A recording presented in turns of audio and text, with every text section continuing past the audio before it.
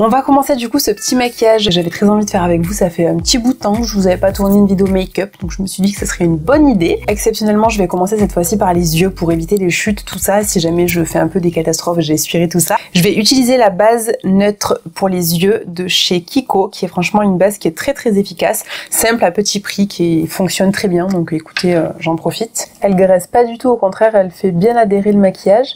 Il faut juste la laisser un petit peu accrocher quelques minutes, le temps qu'elle se pose. C'est la Danessa Myricks, celle-ci, la Groundwork, qui est vraiment très bien. Alors comme vous pouvez le voir, les fards sont plutôt bien entamés, n'est-ce pas? On est sur une harmonie de couleurs qui est hyper intéressante. Vous avez de quoi faire absolument quasiment tout le visage. Pour les sourcils, je vais partir sur un petit pinceau comme ça, ultra fin, de manière à bien tracer correctement au niveau des sourcils. Ce que j'aime bien faire pour les fixer en ce moment, c'est de prendre mon petit spray fixateur de chez Charlotte Tilbury. J'humidifie mon petit goupillon avec cette brume-là. Je prends ensuite ce petit pot de... Alors, la marque, c'est quoi déjà? C'est un petit pot en fait qui se termine jamais. Et je viens les brosser vers le haut, tout simplement. Généralement, une fois que c'est appliqué, j'appuie aussi pour pouvoir les fixer encore plus. Voilà pour les sourcils, on va passer maintenant aux yeux. Alors pour aujourd'hui, j'avais très envie de vous parler d'une palette dont je vous ai déjà parlé, mais j'ai pas forcément vraiment fait de make-up avec. Donc pour ce make-up, je vais utiliser la palette de chez Mario, c'est la Idler Eyes, qui a fait carton, je crois c'était l'année dernière, il me semble en 2023, parce qu'on est sur une harmonie en fait de couleurs assez froide, mais vous avez également quand même des marrons qui sont pas hyper chauds, mais plus chauds que la moyenne. Vous avez des super enlumineurs, vous avez des fards un petit peu plus scintillants, plus neutres, vous avez des mats, vous avez une belle tenue. Moi j'ai beaucoup aimé, j'utilise beaucoup cette palette depuis quelques mois. Je vais utiliser cette couleur là, qui est un genre de nude assez chaud, mais qui permet en fait d'unifier la paupière. Donc ce que je vais faire, c'est que je vais prendre la couleur la plus foncée qui est juste ici et je vais venir tracer un genre de liner très proche de la muqueuse. Avec la matière qui est déjà présente, je vais prendre de nouveau mon super pinceau hyper plat pour les sourcils que j'ai nettoyé et je vais venir en fait tracer. Alors vous voyez, en fait il faut suivre vraiment cet angle là pour pouvoir avoir le maximum l'effet un petit peu œil de chat. Donc je vais venir en fait prendre la matière qui est déjà dans l'angle et l'étirer sur l'extérieur. Un genre de trait de liner en poudre. Alors n'hésitez pas à aller plus loin, après c'est toujours possible de corriger, c'est pas un souci. Je reprends mon autre pinceau avec lequel j'ai tracé tout le trait et je vais venir fondre petit à petit vers l'intérieur tout d'abord. Alors je l'ai essuyé au préalable évidemment pour éviter de rajouter trop de matière. Je vais prendre un autre pinceau tout propre qui est un petit peu fluffy mais tout en précision tout de même pour fondre en fait, vous voyez ça là, voilà, ça faut pas que ça fasse une démarcation, donc on vient fondre, faut pas hésiter à l'étirer. Je reprends ma palette et je vais prendre cette fois-ci la couleur la plus claire de la palette qui est juste ici. Je reprends mon pinceau et je vais venir éclaircir le coin interne de mon œil, donc la paupière mobile, mais la partie intérieure juste ici. Avec la même couleur, je vais faire la même chose, mais cette fois-ci sous le sourcil. Ça donne vraiment de la lumière au visage. Ça permet aussi de délimiter un peu, je trouve, la zone sourcil avec le reste de la paupière. Pour la partie des cils inférieurs, je vais prendre un pinceau comme ça. Je vais reprendre en fait la même couleur que j'avais mis sur la paupière tout entière. Je vais prendre du coup cette couleur-là pour appliquer, alors soit au doigt, soit avec un pinceau, et je vais venir le mettre au centre de ma paupière. Au pinceau, c'est toujours moins intense qu'au doigt, donc si vous préférez plus d'intensité, vous pouvez repasser avec vos doigts. Voilà, je pense que là, vous devez le voir. Vous voyez qu'à l'application au doigt, on a beaucoup plus de luminosité. On prend un gros pinceau, on en profite puisqu'on n'a pas mis de fond de teint, rien du tout. On nettoie sous l'œil. Je vais peut-être venir accentuer légèrement avec un crayon marron assez froid pour venir juste intensifier, vous voyez le ras de cils ici. Alors, chose très importante qui fait franchement la différence, c'est d'acheter ces petits trucs-là que vous trouvez facilement sur Amazon. C'est des genres de coton-tige, mais d'une finesse absolue.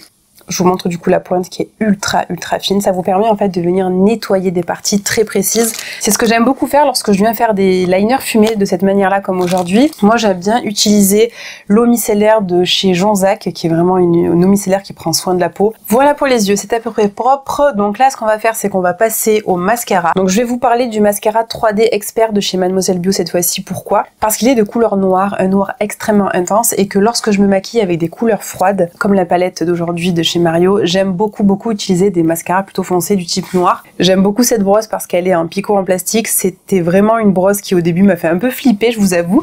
Et en fin de compte, c'est une brosse qui me correspond totalement et qui me permet de gagner du volume et surtout beaucoup de longueur. Donc ça, c'est intéressant. Donc quand je fais des maquillages un peu de la sorte, ce que j'aime bien faire, c'est venir accentuer la matière sur l'extérieur de l'œil. Et c'est ce qui donne cet effet d'œil étiré que j'adore tout particulièrement. Donc voilà le résultat, ce que vous obtenez avec un œil qui est bien travaillé sur le côté extérieur, je pense que vous pouvez le voir clairement. Chose très importante, c'est de venir accentuer encore plus cet effet œil de biche avec un petit crayon noir qui a tendance à bien tenir. Alors celui-ci est cool, j'en ai commandé un autre qui va arriver, je vous présenterai tout ça ultérieurement. C'est celui de chez Lily Lolo. Enfin, généralement c'est une partie que j'aime pas du tout, qui me fait pleurer, mais je sais pas si vous arrivez à le voir, mais on a un effet plus accentué sachant que ce crayon est extrêmement noir, donc ça c'est cool. On va prendre un crayon de couleur nude, ça c'est celui de chez MAC, c'est la couleur NW20, je suis pas sûre, bref, c'est le beige en fait, je sais même pas s'il y a le nom dessus. Non, il n'y a pas le nom, hein. C'est bref, écoutez, c'est un crayon beige en fait de chez MAC qui est très bien pour venir éclaircir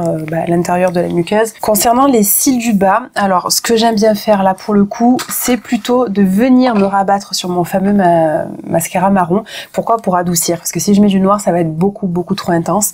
Donc je prends ce petit pinceau éventail prévu pour les cils du bas, ou même pour les cils du haut, si vous voulez appliquer avec légèreté. Donc j'en prends en fait sur le goupillon comme ça. On met juste ici pour accentuer cet effet comme ça. Ce qui reste sur mon pinceau, je le mets dans le coin plutôt interne de l'œil, mais c'est vraiment avec parcimonie. Voilà pour les yeux. Écoutez, c'est plutôt pas mal. On va passer du coup à l'anti-cerne cette fois-ci. Et en première étape, ce que j'aime beaucoup faire, c'est utiliser cette palette de chez Make Up For Ever, qui a en fait une harmonie de couleurs assez diverses, qui permet de travailler à la fois le teint, le blush, les cernes avec différents sous-tons aussi, pour pouvoir annuler un peu le côté bleuté parfois ou trop foncé des cernes. C'est un peu mon cas en ce moment, en fait, en revenant des États-Unis, j'ai eu besoin de faire une grosse détox parce qu'on a mangé malheureusement américain, c'est pas ouf. Du coup, j'ai accumulé quand même pas mal de fatigue au niveau du visage. Le teint lumineux que j'avais juste avant, je l'ai un peu perdu. Et merci les produits Dr Pierrico qui m'ont souvent franchement aidé à garder un minimum de clarté dans mon teint. Je vais faire un petit mélange en fait de ça mélangé au rosé qui est juste ici, qui vient lui apporter le côté complètement opposé au bleu. Je fais mon petit bidouillage sur un petit support comme ça. Je peux l'appliquer au doigt si je veux dans un premier temps. Donc l'autre, je vais le faire au pinceau comme ça. Et là, vous pouvez le voir, vous voyez le sous-ton rosé, c'est lui qui va venir annuler ce côté très bleuté. Je prends mon éponge magnifique de chez Real Technique, hyper pointue comme ça, qui permet de travailler en précision le contour de l'œil. Je vais venir fondre toute la matière. Bon, par contre, je vous le dis, je me suis grave emballée là sur la quantité de produits. Ça va pas du tout là, je me suis beaucoup trop emballée. Ouais, c'est pas mal du tout. Bon, alors moi, normalement, sous mes yeux, je mets pas trop de quantité. Là, j'ai carrément déconné, n'est-ce pas? Donc, faudra pas trop se fier à ça. Mais c'est pas grave, c'est pour vous montrer des produits. Écoutez, hein, voilà. Je refonds tout ça avec mon éponge. Je vais laisser un peu évoluer le produit avant de le fixer avec une poudre parce que parfois j'en ai pas forcément le besoin. Et là j'ai l'impression d'avoir le contour des yeux assez sec. On va laisser vivre un peu l'anti-cerne tranquillement, le temps de faire le teint. Donc je vais appliquer mon fameux Givenchy et je vais rajouter une goutte du fameux Careways que j'ai en teinte M224. Pourquoi? Parce qu'il a un sous-ton très olive, beaucoup trop d'ailleurs par rapport à ma carnation. Et du coup celui-ci a un sous-ton neutre, donc ça me permet d'ajouter ce petit côté doré olive qui me correspond totalement. Il y a des périodes où je préfère vraiment faire ça à l'éponge et parfois je préfère 100 fois les pinceaux, ne me demandez pas pourquoi, ce sont des périodes comme ça. Et vous voyez après la démarcation avec l'anti-cerne, c'est parti en fait, vous avez plus ce côté vraiment très rose qu'on a eu au début, donc ça c'est bien. Ensuite, je vais utiliser un produit que j'adore utiliser en ce moment, c'est le fameux stick de chez Ilia, c'est la teinte In The City. C'est un genre d'enlumineur slash bronzer qui pour moi en fait est juste la tonalité au-dessus de ma carnation, ce qui permet de travailler un peu comme du contouring, mais tout en apportant beaucoup de luminosité et j'aime beaucoup. Donc j'en prends directement depuis mon pinceau. Je reste toujours sur l'os à ce niveau-là et je tapote et je travaille. Et ce produit-là, il est tellement bien parce qu'en fait, il se fond super bien, il apporte de la lumière, il est génial. Il vous fait pas de démarcation, il est vraiment hyper bien. Alors peut-être qu'à la caméra, vous avez l'impression qu'il y a une démarcation, mais en réalité, pas du tout. Côté blush, je vais repartir sur ma petite palette puisqu'on est dans des tonalités un peu roses, voilà, plutôt des tons froids. Ce rose-là, mais je vais l'adoucir avec un peu de ça pour qu'il y ait un effet un peu bonne mine. Et je vais venir poudrer tout de même. Celle que j'aime bien aussi, c'est celle de chez Pat McGrath, qui est la Yellow. Donc c'est la Skin Fetish en teinte Yellow. Je l'aime bien. Donc je prends ce petit truc là, c'est trop pratique, vous le trouvez aussi sur Amazon. Le miroir ne sert absolument à rien, mais c'est une couleur que j'aime bien, qui vient apporter un peu de lumière sous l'œil. Surtout sur la zone T, là où ça nécessite le plus, là où vous brillez en fait. Voici pour le teint et je vais terminer évidemment avec un rouge à lèvres. Un crayon que j'aime beaucoup, c'est celui de chez Natasha Denona, c'est la teinte I Need Nude, qui est franchement le nude perfect. Et j'avais ce crayon de chez Ere Perez aussi que j'aimais beaucoup, c'est en teinte Brave. C'est un crayon qui est gros comme ça, qui n'a rien à voir, mais qui est aussi pas mal aussi en finition.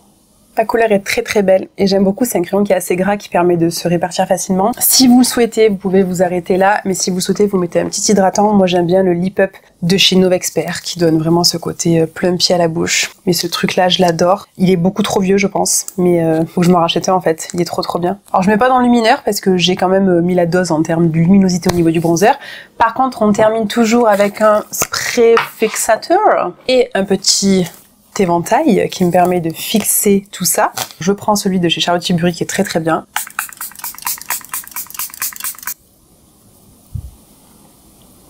Voici du coup le résultat du make-up lorsque je suis devant la lumière du jour, donc c'est pas mal. C'est un maquillage qui est assez prononcé mais tout en légèreté quand même, ça se porte facilement la journée et je trouve ça vraiment très beau. Voilà, donc je suis hyper contente de vous avoir proposé un maquillage comme ça aujourd'hui. Voilà pour ce joli petit make-up. Écoutez, s'il vous a plu, n'hésitez pas à me le dire en commentaire. N'hésitez pas à vous abonner si ce n'est pas encore fait pour ne pas louper les prochaines vidéos qui vont arriver très bientôt. Je vous embrasse très fort, je vous souhaite une très belle journée et on se dit à la prochaine. Bye bye.